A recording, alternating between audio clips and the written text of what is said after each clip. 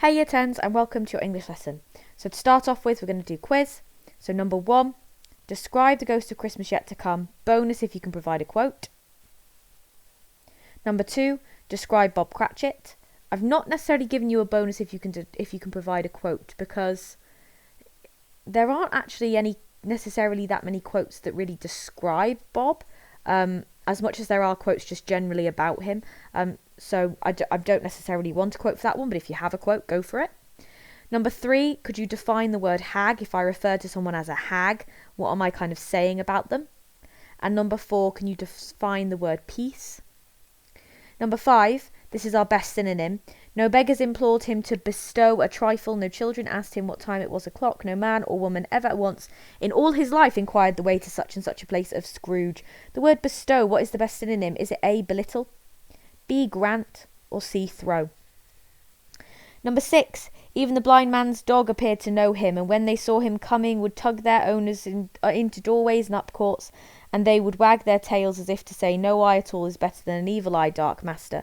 What is the best synonym for tug? Is it A, pull, B, tell, or C, yank? Number 7, technique and meaning. Thou talk'st of nothing. Is that A, a metaphor, B, an aphra, or C, a simile? And number 8, Mercutio. True, I talk of dreams, which are the children of an idle brain. Is this A, a metaphor, B, personification, or C, anthropomorphism?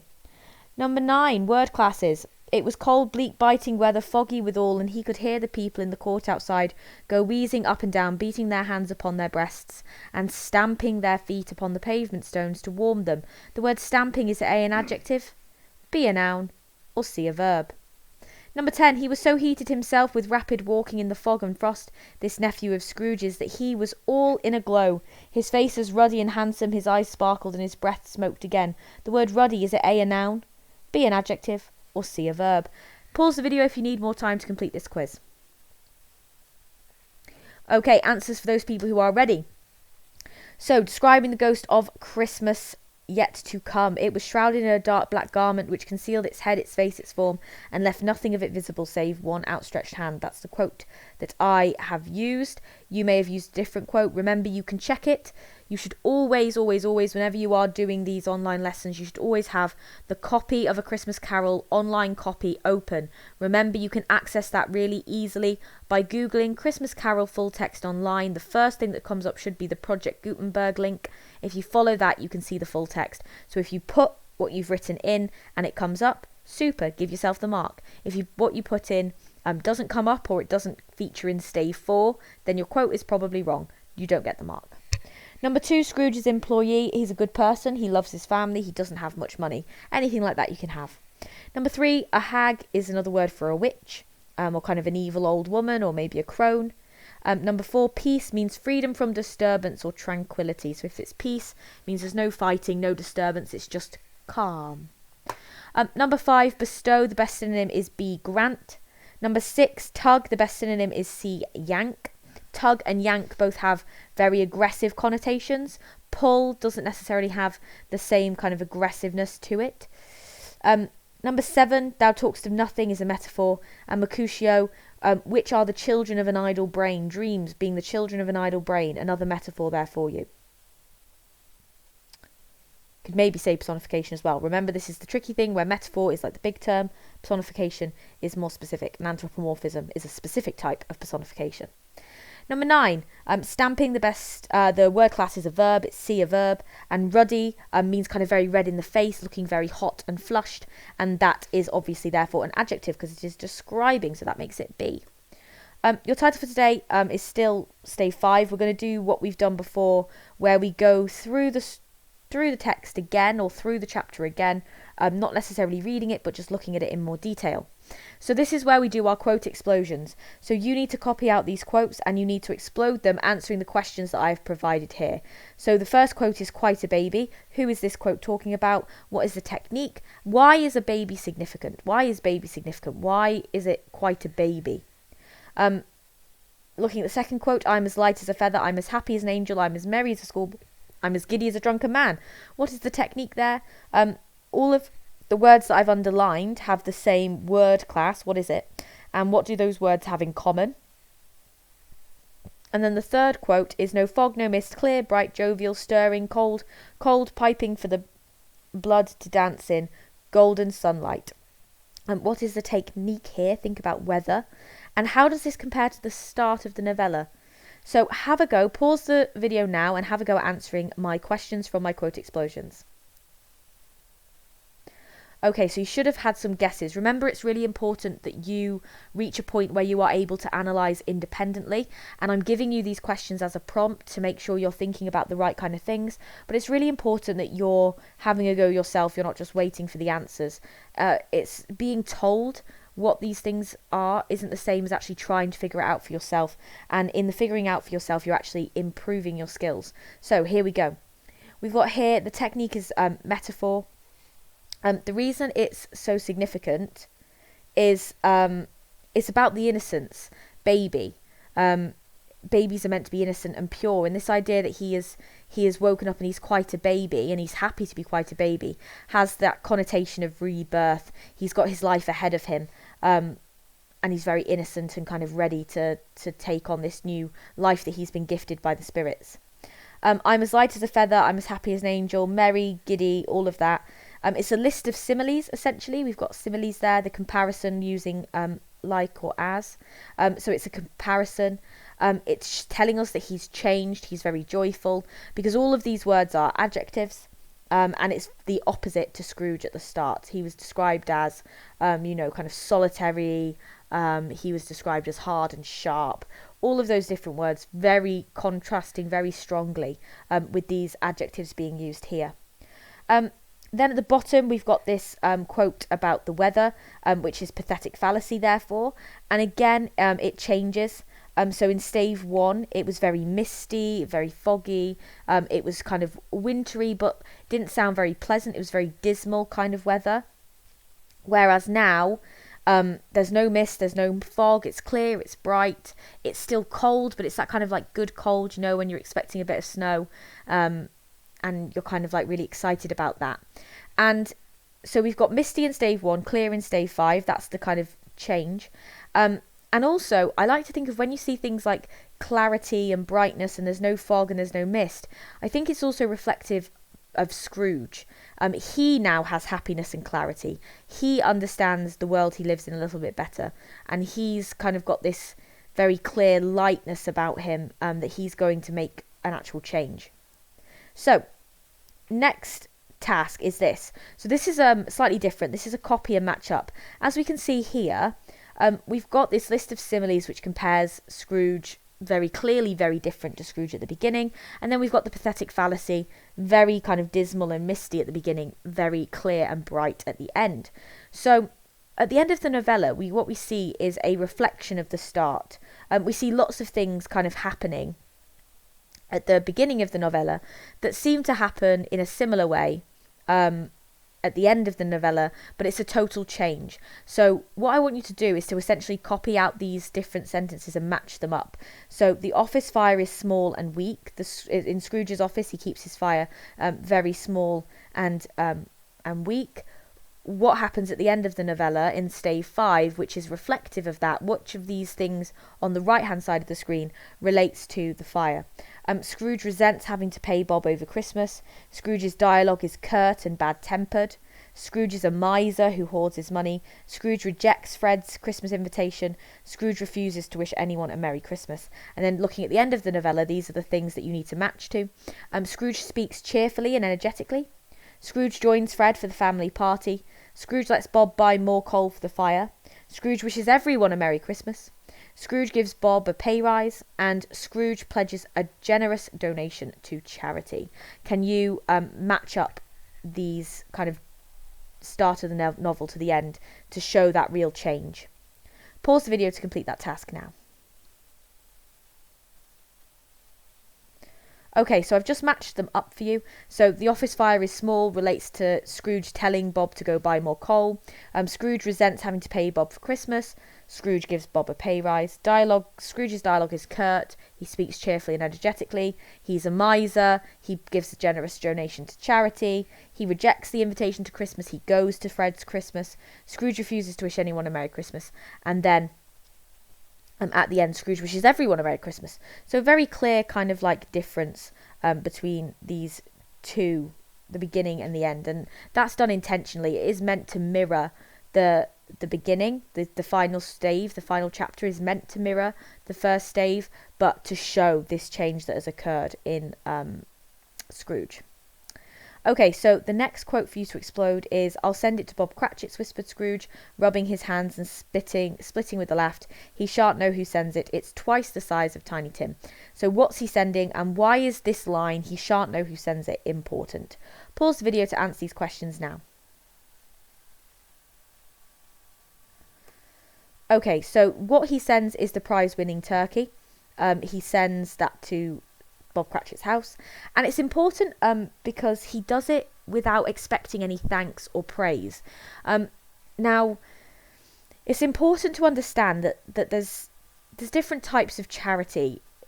When people give to charity, it's meant to be selfless. It's meant to be about doing it for the good of others rather than for yourself.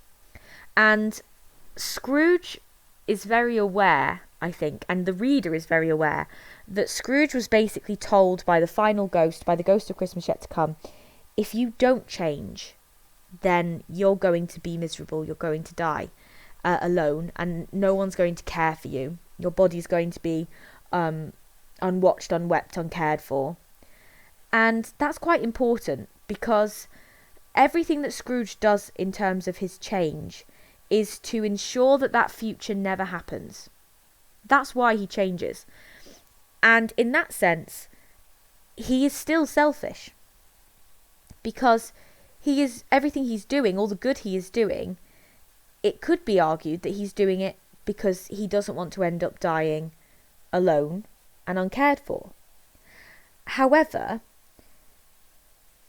these actions that we see in this stave, where he does things and he doesn't want any thanks, he doesn't want any praise, he just does it to be kind, he just does it to be a good person, that's very important in showing that actually, although all of his actions are going to change his future and not lead to him dying alone and uncared for, he is still selfless. These things are still selfless. He's not doing it in the hope that everyone will be like, "Oh, Scrooge, what an amazing guy.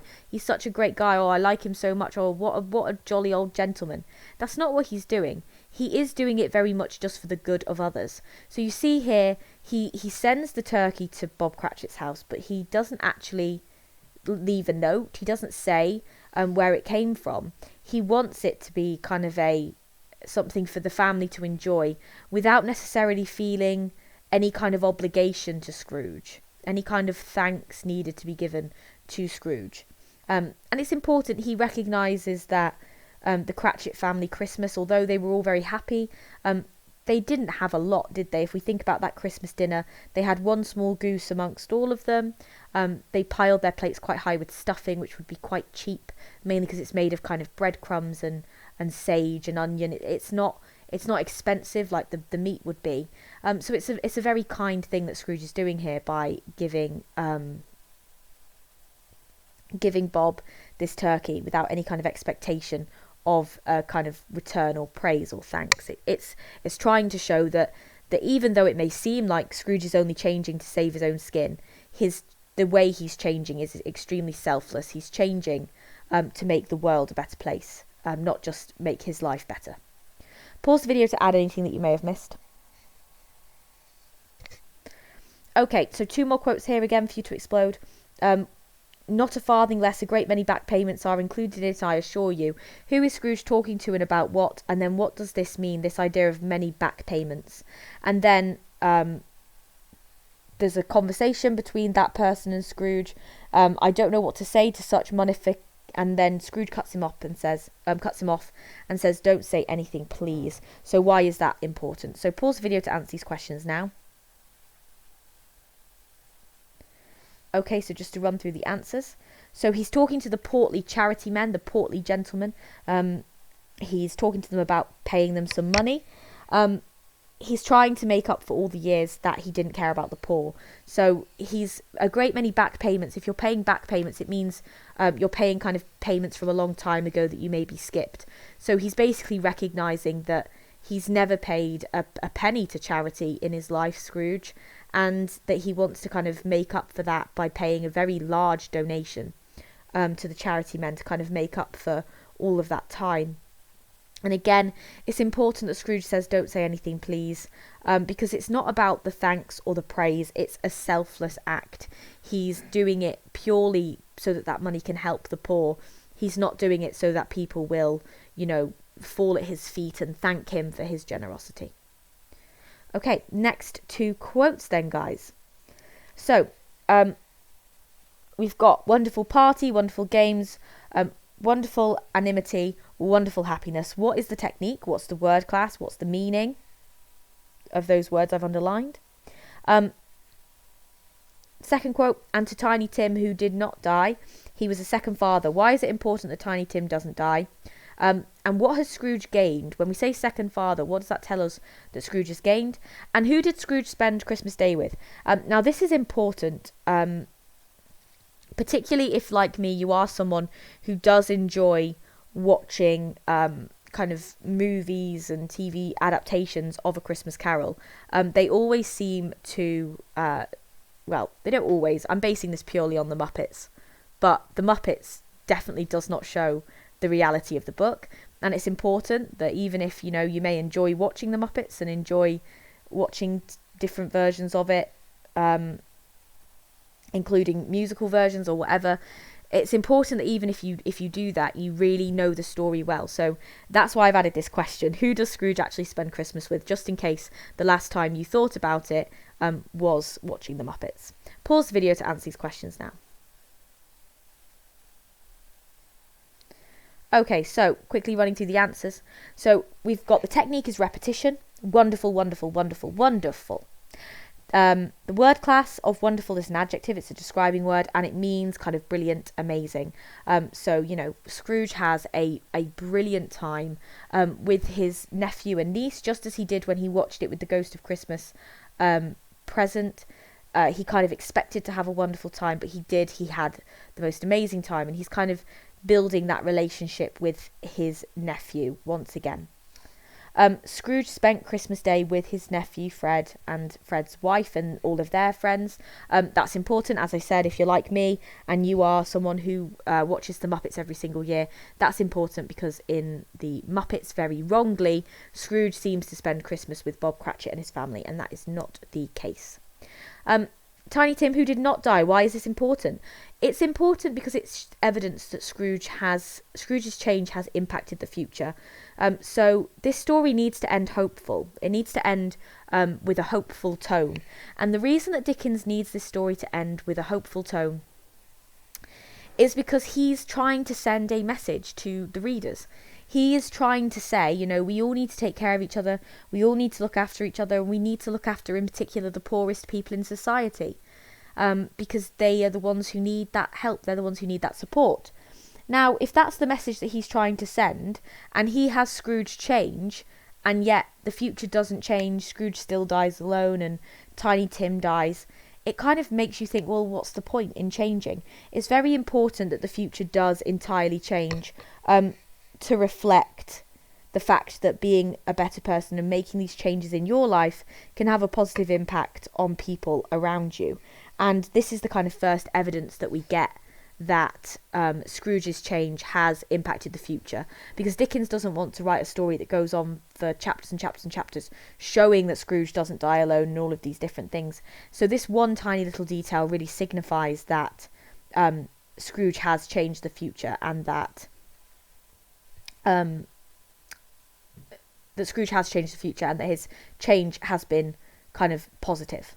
And then when we think about what Scrooge gained here with this quote, second father, it's all about family.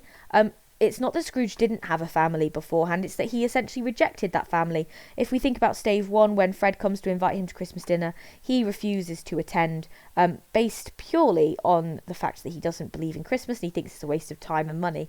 And here we see that Scrooge becomes a friend, a father. It says a better man, a better father than the good old city ever knew.